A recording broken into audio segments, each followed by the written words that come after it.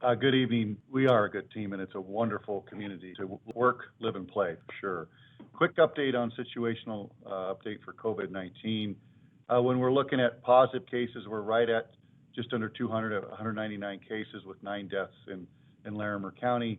Testing is still very limited, and as I've talked before, that's an important piece that we need to expand. We need to get community-wide testing here so we can isolate and control the spread of the disease. And we'll talk a little bit more about that. There are options coming down from the state health department. Some of the staff were on calls today that were encouraging, so we're excited to hear these options coming forth. Unfortunately, in Colorado, we're just under 8,000 cases with 308 deaths. In the United States, you probably read just under 600,000 cases with around 23,000 deaths. But when we're really looking at where we're at with that medical surge, it's our partners here, Kevin and Margo, that are really, really instrumental. And I'm not going to get into the hospital health. They'll be able to give that to you. I do have the numbers. Things are going well in Larimer County. I'll let them get into more depth, but that's because we're following the social distancing. We are doing very well in Fort Collins. In fact, our research and modeling group, which most of those members are from Colorado State University, have predicted that we're right at 60% reduction in in the spread of this disease by social distancing. So what that does is it buys us time. It flattens the curve into a plateau. But what it also does is it keeps people from getting the disease, but down the road, which may get that disease. So we're buying time, which is important for our medical community, both Kevin and Margo with Banner and UC Health, to learn more about the disease, get ramped up about the disease, and they're doing that. They're saving lives, and the great stories that are coming out of their hospitals are wonderful. What also it does is it buys us time for alternate care sites, and I'll talk a little bit more about that. And Kevin and Margo and I both toured the site today with the governor and the Army Corps of Engineers, the chief engineer, which it's an amazing site that they're building out. But it's important to remember that you could be infected and not know it, and putting others at risk. And that's what makes this virus so novel and so unique. Many people are asymptomatic, and they're spreading it through those respiratory droplets. Then it can enter your eyes, your nose, and your mouth by touching your face or being close to somebody with the droplets. That's why we're pushing the cloth fabric masks. We believe that's going to reduce the spread in those times when you're visiting an essential business such as a grocery store or bank. We're encouraging everyone to wear cloth masks. We are making a call out for more cloth masks. We're getting donations from the wonderful people here in Larimer County. I see a stack of them right here in the EOC. We're going to try to get those out tomorrow to folks that have made those requests. So we're going to continue to push that mask project. I think that's working. But remember, people over the age of 60 and those with underlying health issues such as diabetes, heart disease, and even mild asthma, Margo and Kevin can get into that more, but we're hearing stories of middle-aged people with mild asthma where this disease can get very serious, and that's a concern we have. So those folks need to take even more extra caution when we're talking about COVID-19. The big thing we're being asked is, Tom, when are we going to get back to normal? And that's a great question. What we've done is bought some time. We've flattened that curve. But by all the predictive models, we have a lot of folks that still not have been exposed to this disease. So we're going to be thoughtful, strategic, in what we're calling a step down or an adaptive response back into normality. It's going to take time. But we want to get our businesses open, and that's key. But how do we do that? How do we do that safely? Today in the EOC, we were brainstorming. We're working with the governor's innovation team as well. We'll be meeting with some of those members tomorrow to get ideas on how we can get our businesses back together, operating at a safe manner so we don't have a massive surge on our medical system, putting Margo and Kevin's teams at risk of not being able to treat patients in an effective manner. Lastly, just again about the alternate care site. We met out there with the governor and the chief engineer, an amazing site. I'll let Kevin and Margo jump in that as well, but building up to about 1,000 beds. And folks, this is amazing. They're using metal studs, sheetrock. It's going to be a hospital. They transformed, I should say, the fairgrounds into an alternate care site that can treat level 3 COVID positive cases. That's going to be very, very important as we start stepping down out of these restrictions. So I think that's important, and we're going to continue to work with all the creative minds in the community on getting community-wide testing. And then down the road, a couple months, we'd love to be able to do effective antibody testing so we can learn those that have had the virus and who have produced antibodies. So that's down the horizon as well. Before I kick it off, just thank you for all your support of our providers. Last night at Medical Center of the Rockies, there was a number of first responders that paraded through the Medical Center of the Rockies lot and meant a lot to the staff. And it occurred last week at Poudre Valley. And so thank you for thinking of us, and just thank you also to your first responders. We have had some success here within the UC Health system in terms of actually discharging patients. And I'm not sure if everybody was able to see the Coloradoan story today, but people that were on vents are recovering and being discharged out of our facilities.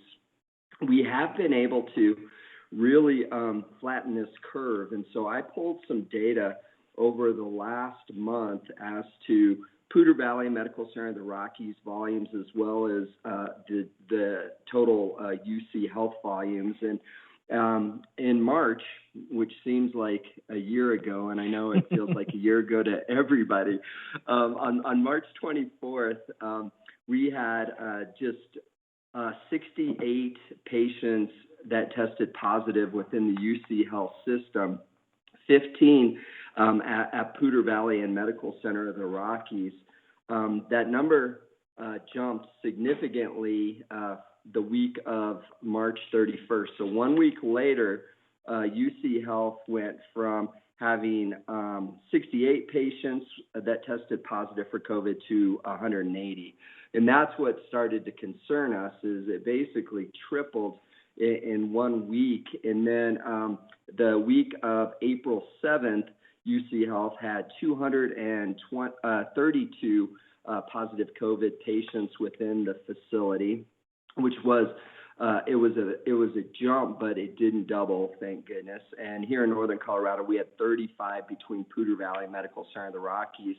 And then today, we're at 42 positive COVID patients between PVH and MCR, 244 total as a system. And so we really are flattening that curve, and I think it has everything to do with social distancing and the efforts that have been put forth.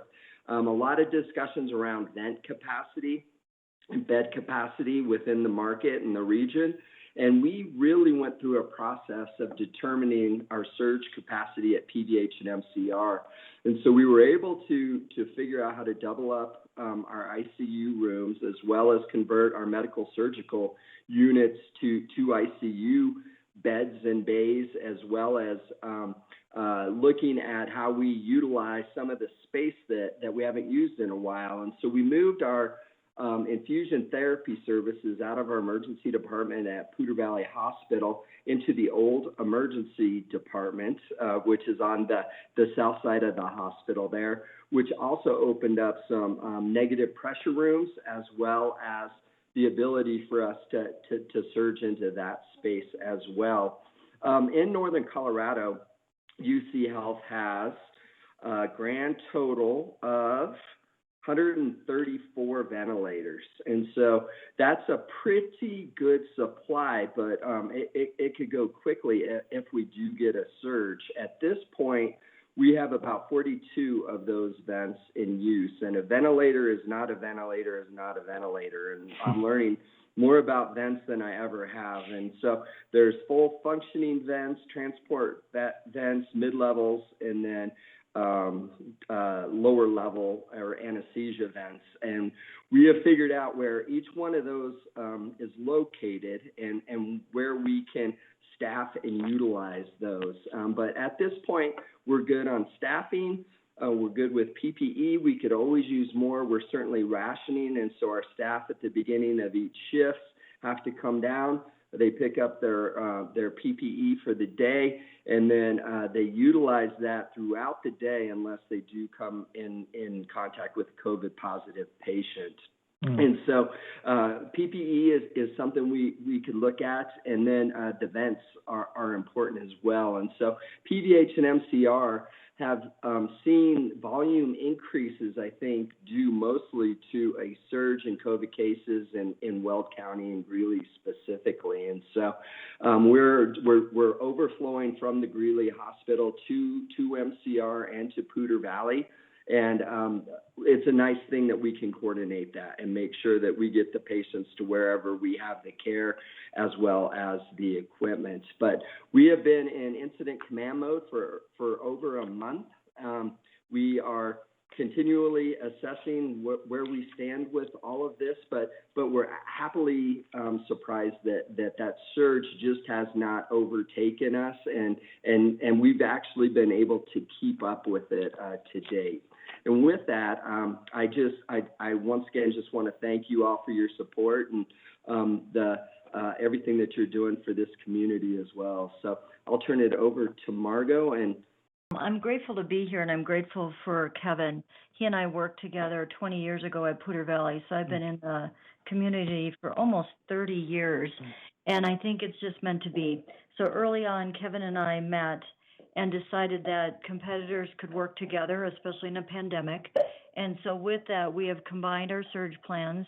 And we've also back and forth give data every day.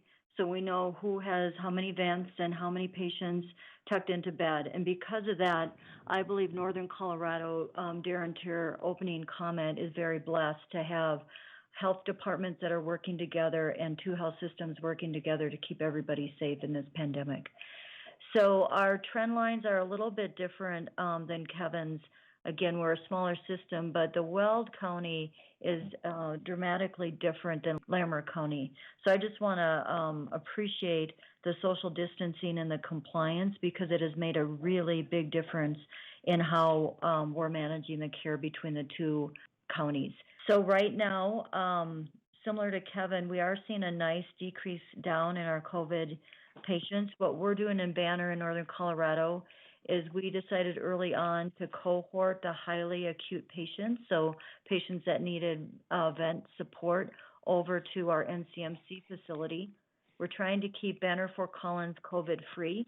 So if we see a positive, we're trying to either move the patient to NCMC or McKee. We feel like it's good for staff resources, and we're seeing our emergency room volumes really drop, and so we're trying to reassure people not to be afraid. If you need to come in, please come in. We're here to support you. Today, we celebrated our 100th patient discharged over at NCMC.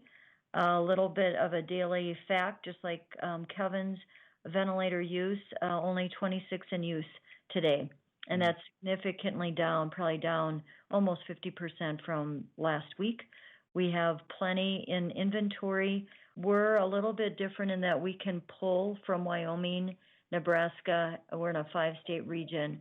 So every day, similar to what Kevin said, we have incident command both at the local level and at the Arizona level, and that's where we can shift resources as needed. But right now, we stand prepared with medications, PPE, and ventilator support. We've been fortunate to have staff come up from Arizona.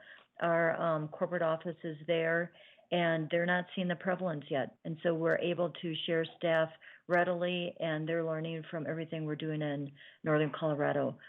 I wanted to touch a little bit on the population we're seeing and echo younger adults, and even in the mid-20s to mid-30s. And I've been doing a lot of reading and talking to our pulmonologist.